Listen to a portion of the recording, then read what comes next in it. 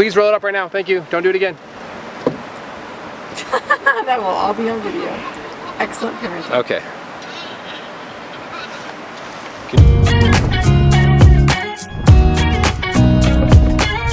Hey everybody, I'm Will and welcome to the channel Venture to Roam.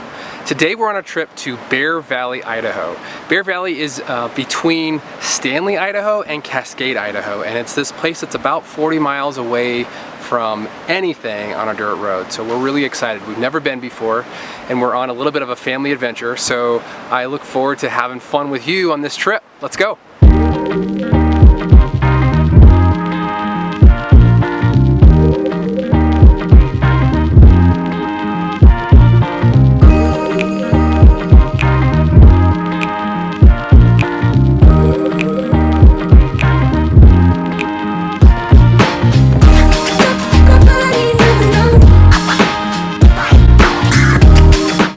So we've been on the road for about 30 minutes or so. We thought we'd stop and just highlight some of the issues that we have in Idaho, which are forest fires. Lots of places face these, but you can see behind me just the devastation that these fires have wrought on these hillsides. We affectionately call them ghost forests with our kids as we're driving through, but it's not uncommon to come across a big piece of mountainside that's been destroyed by a fire here in Idaho.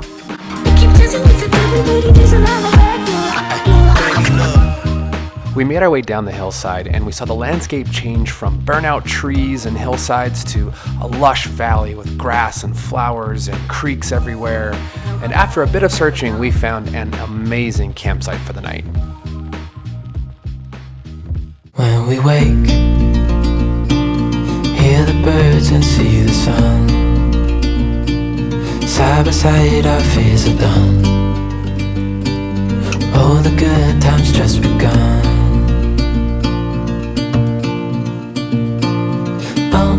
We know what we have, let's hold on tight. Found what we're looking for in life. Call us crazy, but things are finally right. With you and I, the future is bright.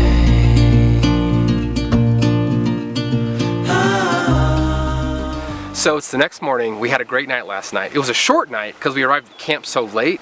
But we set up, we had a great dinner, the kids had a good time, and we found this camp spot that we knew was great. Last night, the kids came down to this creek that we camped by, and there's a little beach and they could play in the water. And it was just so amazing this morning to watch the sunrise and hear the birds chirp and watch the steam come off the water in the morning. So it was really, really great. Today, we're thinking of doing a little bit more exploring. So, you know, sometimes when you've got your kids out with you and you're overlanding, you just gotta let them run free in the wilderness every now and then. So we're gonna go find a trail to go hiking on. There's one that runs right along the very beginning of the Frank Church Wilderness. We just call it the Frank. So there's a trail that runs along the Frank. And we're gonna go explore that for a bit and let the kids run free. And then there's this fire lookout on top of this mountain, about 8,700 feet. And it has totally captured my imagination to go up to these fire lookouts and just imagine what these folks used to do in terms of looking out and spotting fires and just seeing all the peaks and valleys and the open wilderness. So I hope we get to do both of those things today, and I can't wait to get started.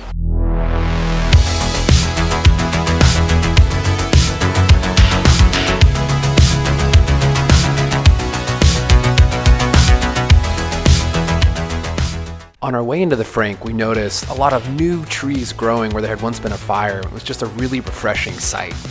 The backcountry of Idaho is connected by a series of dirt roads and remote airstrips that give us access into these incredible places, and we just really enjoyed the drive into the Frank.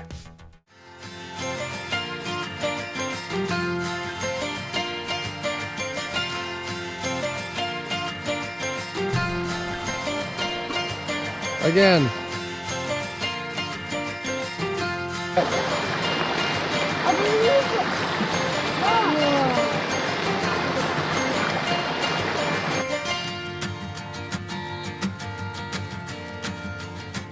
After a great time on our hike in the Frank Church Wilderness, we climbed back into the Jeep and headed straight for the fire lookout.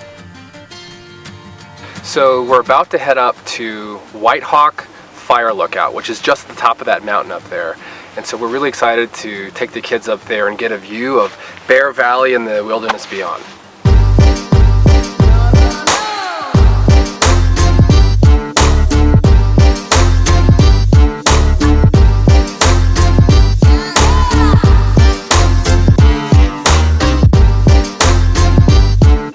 So we almost made it to Whitehawk Fire Lookout.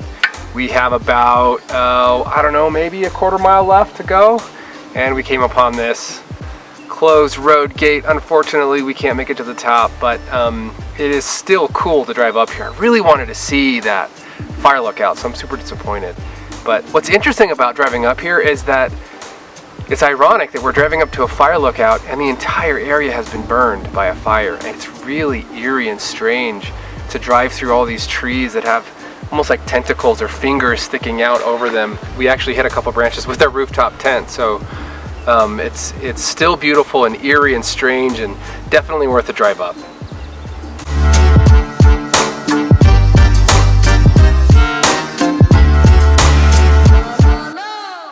After hitting the locked gate, we became victims of our own need for a perfect campsite, couldn't find it, and decided to bug in and go home. We can't find a campsite. Kate and I have looked at so many campsites, and they all are probably okay, but they're like not up to our standards, and we've reached this point in the day where we like need to go home, because setting up camp now just seems like it's so late, and we spent all day driving around, and we're a little frustrated, and so we're just gonna go home. And this is real. I mean, sometimes this happens. This is our own fault.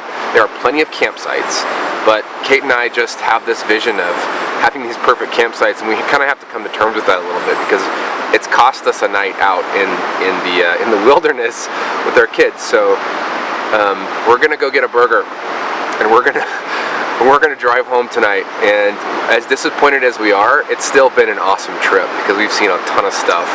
Got to go hiking, and we had a great little campsite last night. So we're still grateful that we're out, and we're frustrated that we're kind of bugging in. But you know, it's real life. It's still gonna be nice to go home and sleep in our own beds tonight. So we'll just make the best of it.